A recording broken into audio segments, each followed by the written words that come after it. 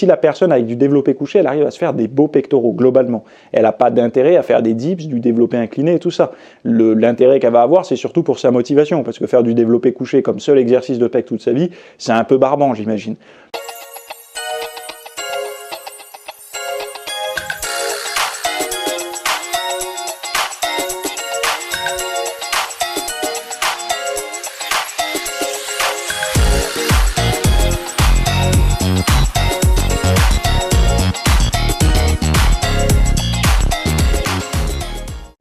Alors, salut à tous. Donc la question du jour, c'est combien d'exercices différents faut-il pour prendre du muscle? Donc combien faut-il en gros, la question, si je la détaille un petit peu plus, c'est pour prendre du muscle. Par exemple, on veut prendre du biceps, est-ce qu'il faut faire un exercice, 2 exercices, 3 exercices, etc. pour que le muscle vienne? Donc là, tu peux voir déjà, par définition, que, en fait, il faut plutôt, au lieu de chercher une réponse dans l'absolu, marche par observation. Donc marcher par observation, ça veut dire quoi? Ça veut dire, est-ce que tu as vu des gens dans ton entourage, donc dans les salles de sport ou sur internet ou quoi, qui ont fait des programmes par exemple avec 3 exercices pour les pectoraux, puis le lendemain 3 exercices pour le dos, et qui ont eu des résultats? Logiquement, la réponse sera oui, puisque c'est globalement ce que font les gens, 3-4 exercices à raison de 3-4 séries par exercice. Donc ça, tu vois que ça donne des résultats. Donc déjà, tu peux te dire, ok, ça marche. Mais est-ce que si tu en fais plus, ça donnera plus? Pas forcément, puisqu'en fait, et est-ce que si tu en fais moins, est-ce que ça donnera moins? Pas forcément.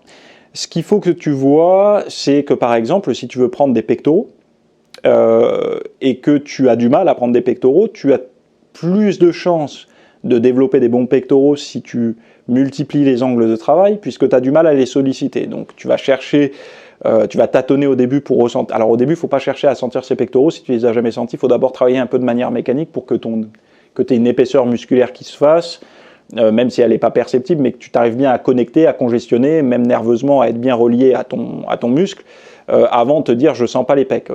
Personne ne sent les pecs la première fois qu'il fait les pecs. On les sent au bout d'un certain temps. Mais tu auras plus de chance en multipliant les angles parce que vu que tu as du mal à accéder à tes pecs, il va falloir un petit peu taper sous divers angles jusqu'à trouver en fait le bon axe pour toi et donc de répéter ces mouvements, ces 2, 3, 4 mouvements par entraînement pour essayer de les solliciter. Après, une personne qui aurait par exemple un point fort sur les pectoraux, lui, si le développé couché lui donne des très bons résultats, il n'a pas forcément besoin de faire d'autres mouvements. Alors il y en a qui vont dire mais si, il a besoin de haut, il a besoin de bas, il a besoin d'écarter, il a besoin de pas se cramer nerveusement. Oui, j'entends tout ça. Mais si la personne avec du développé couché, elle arrive à se faire des beaux pectoraux globalement, elle n'a pas d'intérêt à faire des dips, du développé incliné et tout ça. L'intérêt qu'elle va avoir, c'est surtout pour sa motivation, parce que faire du développé couché comme seul exercice de pec toute sa vie, c'est un peu barbant, j'imagine. Mais bon, dans l'absolu, ce qu'il faut voir, c'est, on va partir d'un temps donné de 45 minutes à 1h15 à peu près pour une séance d'entraînement, donc c'est globalement ce que font les gens. Au-delà, ça me paraît bizarre, et en dessous, c'est un peu rapide, mais bon, tout est possible. En fait, si on s'entraîne 45 minutes à 1h, on va dire, à 1h15, c'est parce que en mettant le maximum de son intensité, c'est rare de pouvoir aller au-delà. Les gens qui peuvent faire 3 heures de musculation, quand ils me disent « moi je fais 3 heures à la salle », ouais non mais pendant 3 heures tu peux pas être intense, ou alors tu fais une pause d'1 heure, ou j'en sais rien. Mais la sensation d'intensité que tu as, c'est pas la bonne. C'est-à-dire que n'importe quel individu, si tu lui fais faire une vraie séance de muscu bien lourde, bien intense et tout, à l'échec, sur quelques séries et tout, tu verras que nerveusement, au bout d'1 heure, ça pompe même plus, quoi. La congestion elle disparaît, enfin bon voilà. Donc si cette personne arrive à être intense en 45 minutes, si son niveau d'intensité, elle le fait sur un exercice, sur 2, sur 3, sur 4, le but c'est que le niveau d'intensité soit maximal et que les exercices qu'elle a sélectionnés stimulent au maximum le muscle de la séance. Donc par exemple les pecs pour une séance pec. Et donc là, il n'y aura pas forcément beaucoup de différence à partir du moment où l'intensité est là. Donc tu n'auras jamais, enfin quand les gens c'est pour ça, tu peux faire un exercice par séance.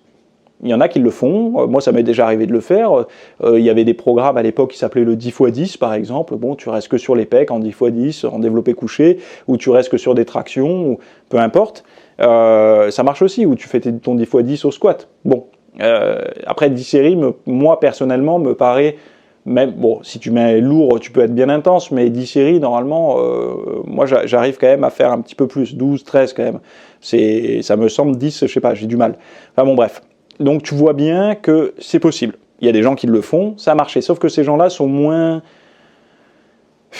C'est quand même compliqué. Tu lui demandes un programme à la personne, c'est quoi ton programme? Je fais du développé couché ou je fais du squat. Mais comment ça? Tu fais quoi après? Bah c'est tout, je fais du squat, première série à fond, deuxième série à fond, troisième série à fond, quatre séries. Enfin voilà, donc c'est pas super motivant, entraînant. Il y a pas, on dit il n'y a pas de secret dans ce programme.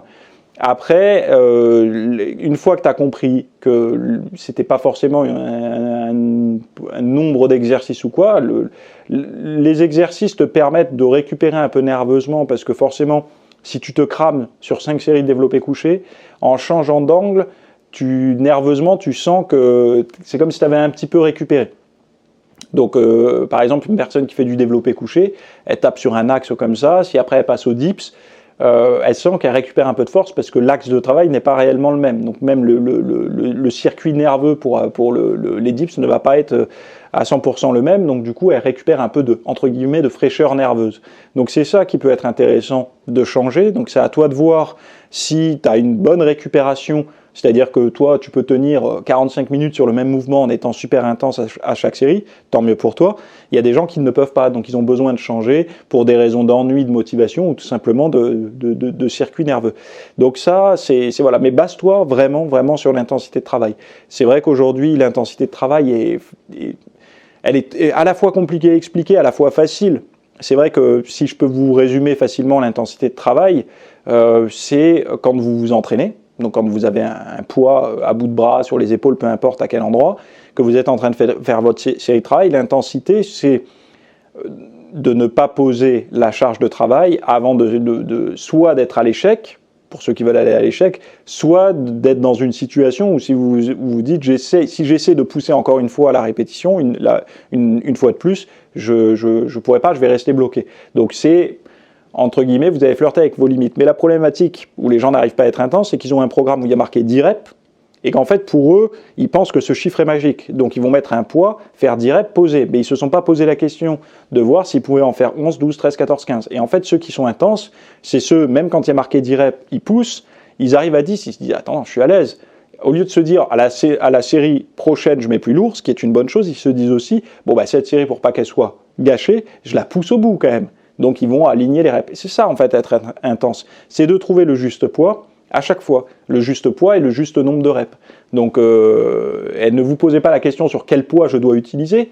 Peu importe. Première série, allez-y à l'instinct. On vous dit faites 10 reps, faites 10 tractions. Eh ben, mettez-vous aux tractions. Si vous en faites 8 et que vous êtes à l'échec, vous êtes à l'échec. Donc vous êtes intense. Par contre, après, si vous mettez un élastique et que vous êtes hyper à l'aise pour en faire 10, poussez à 12, 13, 14, 15 et mettez un élastique moins tendu pour la série suivante. C'est en fait un réglage comme ça, mais chaque série qui n'est pas intense, finalement, il faut faire un retour objectif sur ces entraînements. Bon, sur cet entraînement, j'ai eu 12 séries. Sur les 12, réellement, combien j'ai été vraiment intense? 1, 2, 3. Si c'est une par exercice, c'est dommage, parce que finalement, ça vous fait que 3 séries intenses par séance. C'est quand même dommage. Donc l'intensité, c'est ça, c'est d'être capable de se dire, je fais une série un peu comme si c'était la dernière, comme si c'était la seule de la séance. Il y en a beaucoup qui vont se dire, oui, mais il faut s'économiser. Moi, je suis pas pour l'économie, en fait, en muscu. Je suis pour taper fort, le plus vite possible. Après, on travaille sur un peu de la fatigue, tant pis, c'est pas grave. Mais au moins, on est intense, quoi. On va chercher, on va taper fort sur le groupe musculaire en question. Donc, je passe, évidemment... ce que je viens de dire, ça passe après l'échauffement. On fait d'abord son échauffement correctement, on monte progressivement, et quand on est chaud pour sa première série de travail effective, là on va à fond, quoi. L'économie me semble bizarre dans la muscu de type prise de masse musculaire, quoi. On ne cherche pas à s'économiser, on cherche justement à se dépasser. Donc pour se dépasser, il faut à un moment donné se dépasser à l'entraînement aussi, quoi. Donc c'est ça. Voilà, donc je m'arrête ici, donc ne reste pas figé. Si toi tu aimes bien faire un seul exercice, fais un seul exercice. Par contre, il faudra que tu tiennes quand même un certain temps et une certaine intensité sur ta séance avec juste cet exercice. Ça me semble pas intéressant sur le très long terme, notamment pour les blessures.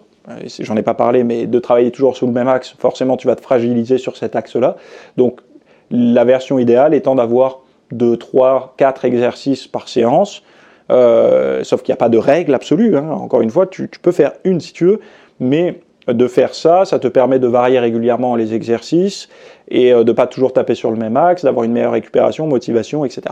Voilà, donc ne reste pas bloqué. Si toi, par exemple, chez toi, tu n'as qu'un seul exercice pour un groupe musculaire de possible avec ton matos, fais celui-là à fond si tu t'en as envie. C'est pas vraiment un problème. Il faudra juste que tu fasses attention aux blessures et à ton niveau d'intensité. Voilà.